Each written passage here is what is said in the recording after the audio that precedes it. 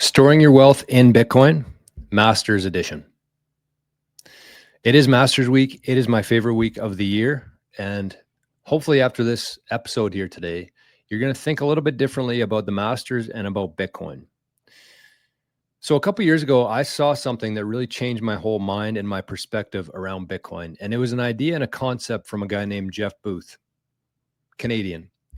But he talked about the fact that even though housing prices have been going up, the price of your house has been going up for the last decade in dollars.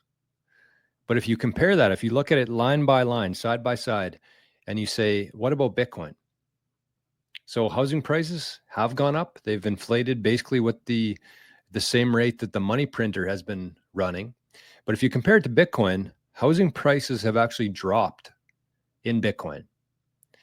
So let's just use a quick example here. Let's say that 10 years ago, your house was worth $250,000 and today it's worth $400,000. Did you make any changes to your house? Did your neighborhood become more valuable? No. Housing prices have only gone up with inflation. That's it. I know it's a hard reality for a lot of people to face, but it's the truth. Whereas you look at that same house in Bitcoin, and maybe 10 years ago, it was worth 5,000 Bitcoin. And then it went down to 500 Bitcoin and then 50 Bitcoin. And now, 10 years later, maybe 5 Bitcoin. So housing prices up in dollars, housing prices down in Bitcoin. That's what Bitcoin's doing right now. It's repricing everything on earth because of its fixed supply, because it's decentralized and it's fixed and it's scarce. So we're going to apply that same logic here to the Masters. So let me bring up the spreadsheet here. This is very, very interesting.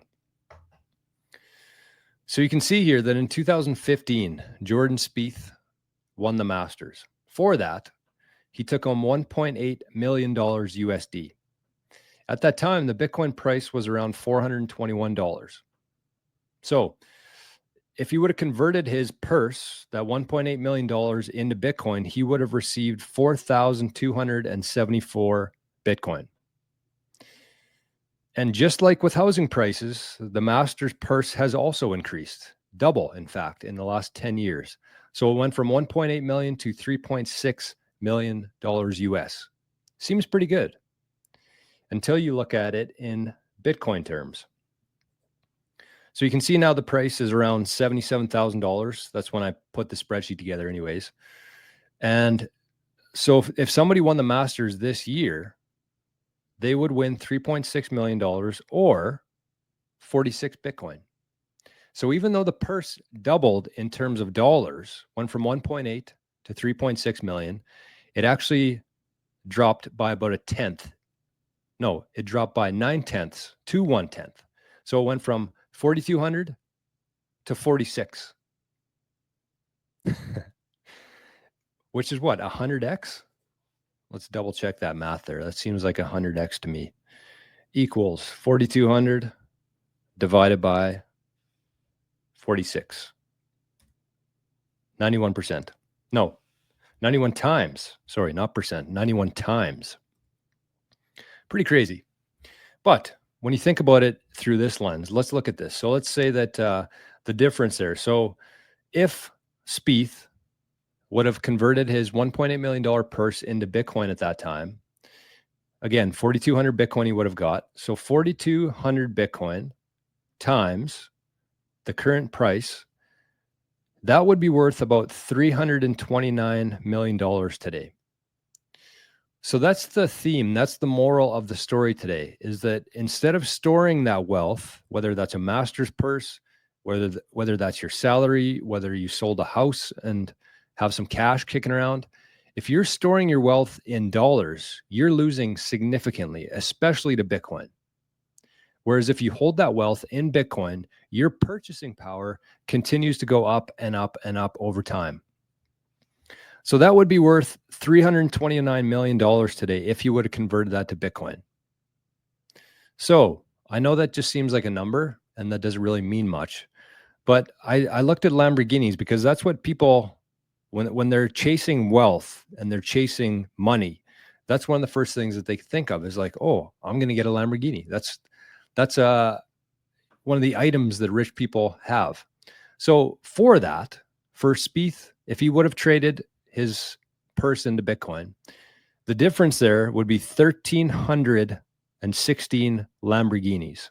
That's the difference between storing your wealth in dollars versus Bitcoin. 1,300 Lamborghinis in 10 years. And keep in mind, as we're playing through this, this is one example. This is one person, one example, one tournament, 1 year in history. And this is the difference between storing your wealth in dollars versus Bitcoin. So 1,300 Lamborghinis, 658 houses at a cost of about $500,000 per house. Or if you want to go $1 million homes, what would that be? $329 million homes. The difference, one person, one event, one tournament, 1 year. That's the difference. Sets of golf clubs. So they're about $2,000 for a set of golf clubs nowadays, probably more. Let's go more realistic. We forgot about inflation here.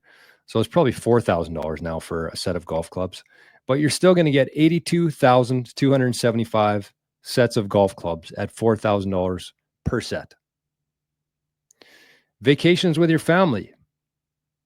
I even went pretty high here. I said $15,000. That might be low. I don't know. I don't have a family yet myself, but $15,000 vacations. How many would you get? 21,000 of them. You went on a vacation, you spent $15,000 every single day. That purse there would last you 60 years.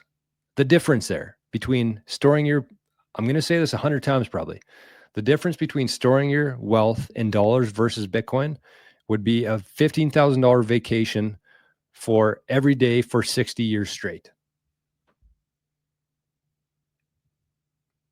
And the next one here, yachts. I looked up the average price of a yacht. I thought it was higher than this, $400,000. The difference there between storing your wealth in dollars versus Bitcoin, 823 yachts. 823. So think about all the different lakes around your area. I live here in the prairies. There's a lot of lakes where I'm from.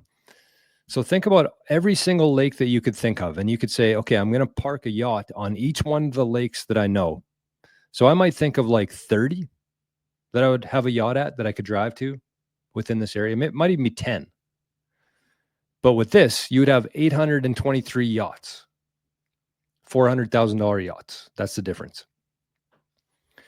And just to take it one step further here. So let's look back here and say, okay, so the purse in dollars went from 1.8 million to 3.6 million. So it doubled. The Bitcoin went from 4,200 Bitcoin to 46 Bitcoin.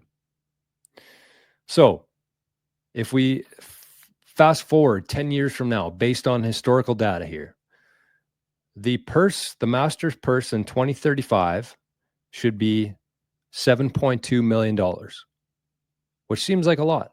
It doubled again in dollar terms. But so if we take that and we say, okay, well, what's 46 divided by 91 times, which is what we increase there. So that should be worth about 0.5 of a Bitcoin in 10 years from now. That's 7.2 million.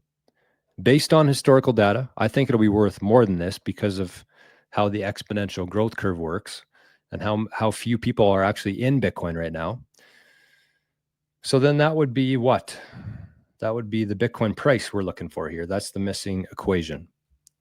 So the BTC price would be 7.2 million divided by the Bitcoin. Nope, that's wrong. Should be times that. Sorry, we're doing this on the fly here. It should be times that. So based on this, based on historical data, again, I think it's going to be much higher than this in 2035. But based on what's happened, the price of Bitcoin, the trend and the historical data, the Bitcoin price in 2035 should be about $3.6 million per Bitcoin. And I don't think that that's I think that's very conservative. As mentioned, I think it's going to be significantly higher than that. But again, based on the data that we do have available, that's what the estimated price of Bitcoin would be by 2035.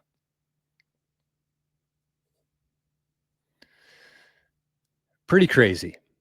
And I like looking at things there because you might say, well, the difference there is 329 million. So what? It's just a number.